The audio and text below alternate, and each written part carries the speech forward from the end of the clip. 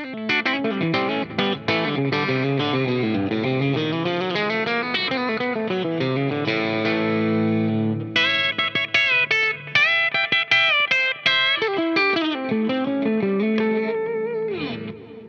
everybody, what's up? Don Carr here, and today I'm with Andy Wood. Right now we're going to talk about your signature Suhr pickups. Yeah, we've got two sets. We've got the single coils and the humbuckers. Yeah. And man, I'm holding the single coils right here. Check these dudes out, man. Beautiful. Works of art. Yeah. Love them, man.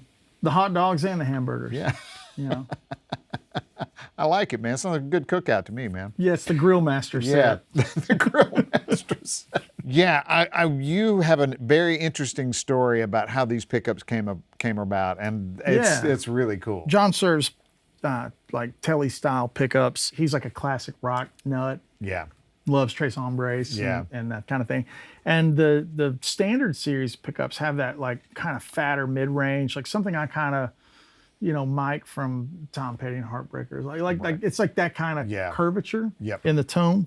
And one thing I've always loved is, especially with a single coil pickup, is if the low strings are nice and wiry, and then the top strings are smoother. Like that's something that's valuable to me. Right, the bell, but not the point. Yeah, not the ice pick. Yeah, because I like, you know, on clean tones, I like to bump a little bit of 3K. You know, get it sparkly and that kind of wiriness to come through the amplifier, but I don't want those treble strings to rip your head off. Exactly. Yeah, I don't want that. As we were kind of getting into this discussion, you know, with anything with John, things aren't a one and done thing. It's not like, hey, we're going to do this thing for you.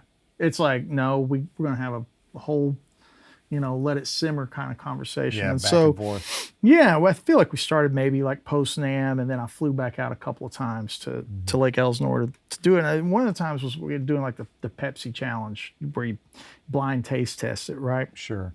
And he had several, and he loaded them up, and we had a Pro Tools rig there they have a Pro Tools rig there at the shop, and that way you're not relying on memory. Yeah. It's factual, right? You can hear it back to back. Yeah. Right. That's so best way to A/B it, man. So the funny thing is the moment I put this pickup in, I was like, that's it. And they're like, you want to A/B it? I was like, we can, but that is for sure it. So we go upstairs, and of course and they're like, yeah. And so we go, John, you know, Andy likes this one. I'm like, you know, yeah, man, this is killer, you know. And he goes, oh, it's kind of funny that you like that one so much. And I was like, why is that? And he's like, well, I was working up at Rudy's, which John worked at Rudy's in New York. Les Paul had brought in a Tele that Leo gave him. And something had crapped out in it, you know, and John had to document it. And we were talking about it off camera. You know, old Fender pickups, they would just use whatever's there that day. Yeah, there was absolutely no level of consistency, you know, some more, some less. So John had documented that specific pickup to you know, repair the guitar. And for years, he had just had that kind of laying around in his back pocket, never used it for anything. And it was just ironic that was the one that I was, before even hearing the story, I was like, that's the magic. Yeah, you just heard the sound and the feel and the response. And that was it. Yeah, and you knew, And I wish I had an equally as cool story for the neck pickup, which I don't. All we did was like, let's make a neck pickup that sounds really good with that bridge pickup. Man, that's a great story. That's really, that's a great story. Same way with that thing, right? Yeah. Same way with the humbuckers. Like, I always kind of start with the bridge sound. That's really the troublesome selector on a guitar to me. Oh, yeah. Because it's either too much of everything or it's dead. Yeah. You know? Finding that right balance of, like, you want articulation, but you want power, you want some dynamic range, but you don't want it out of control. Right. And yeah, I know, man. And then if you dial that, then the neck pickup is like, make it work with it, right? It's kind of my approach. I don't know if you're a jazz guy, maybe that's not the right approach because you're kind of spending all your time up there. But for me, this works really well. And I'm a big fan of where we ended up, and we haven't gone back to readdress anything. It just sounds really great.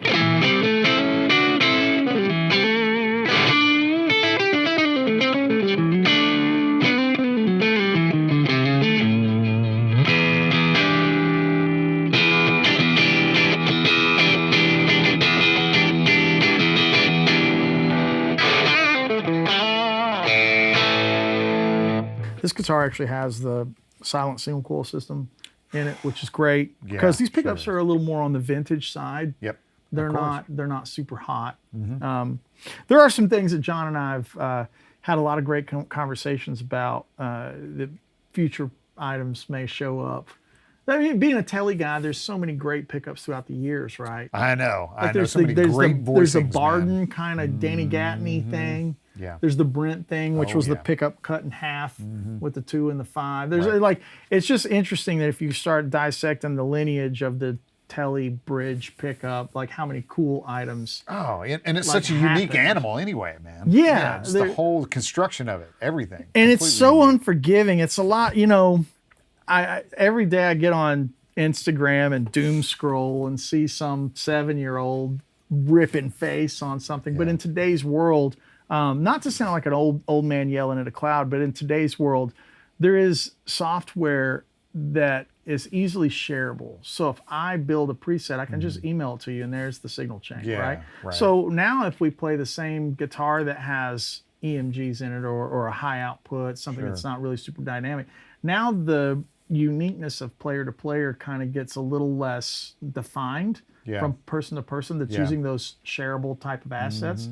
Versus, you know, a Telecaster, it's such a magnifying glass type of guitar on what your hands sound like.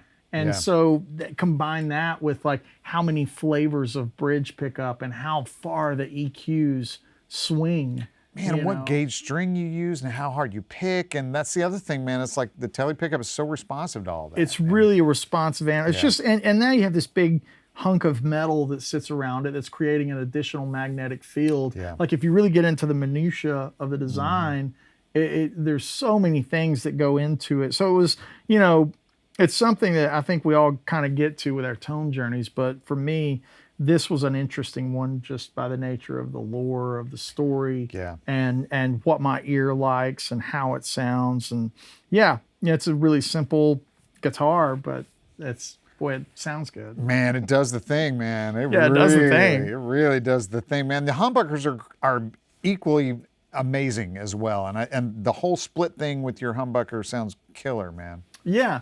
So the humbucker was kind of like a brainchild of the love affair that I have with the Van Halen Alnico 2 kind of thing, or the Billy Gibbons Alnico 2 kind of thing.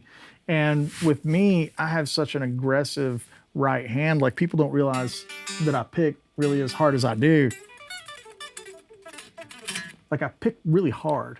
So top end is kind of my enemy because it's just so much, right? So with the warmer sounding A2 magnet, it really matches with my DNA nicely. And so that was kind of the starting point for the humbucker set.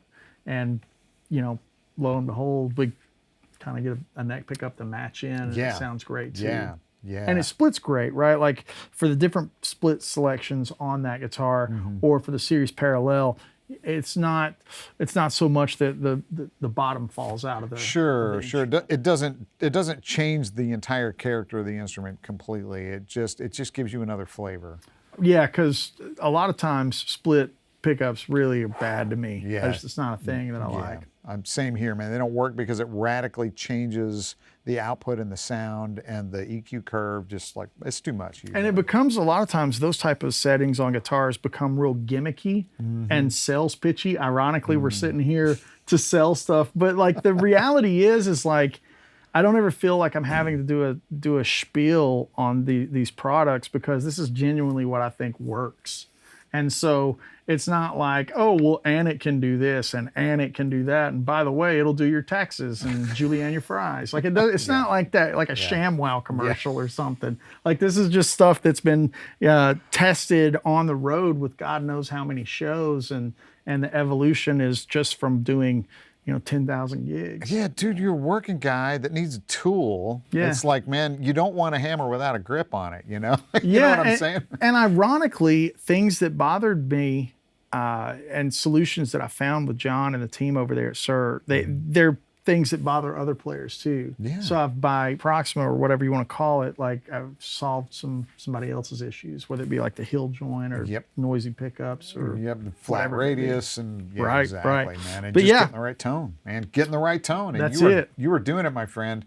Thanks, Don. You are getting the right tone, man. Wow. Wow. Thank you so much, Andy. Thanks, brother. For being here. Yeah. Appreciate you, man. Yeah, appreciate you, brother. Thanks, everybody, for watching, and thanks for checking out Andy's signature pickups with us. If you have any questions about these pickups or any Suhr products at all, make sure to contact your Sweetwater sales engineer or check out sweetwater.com. Thanks.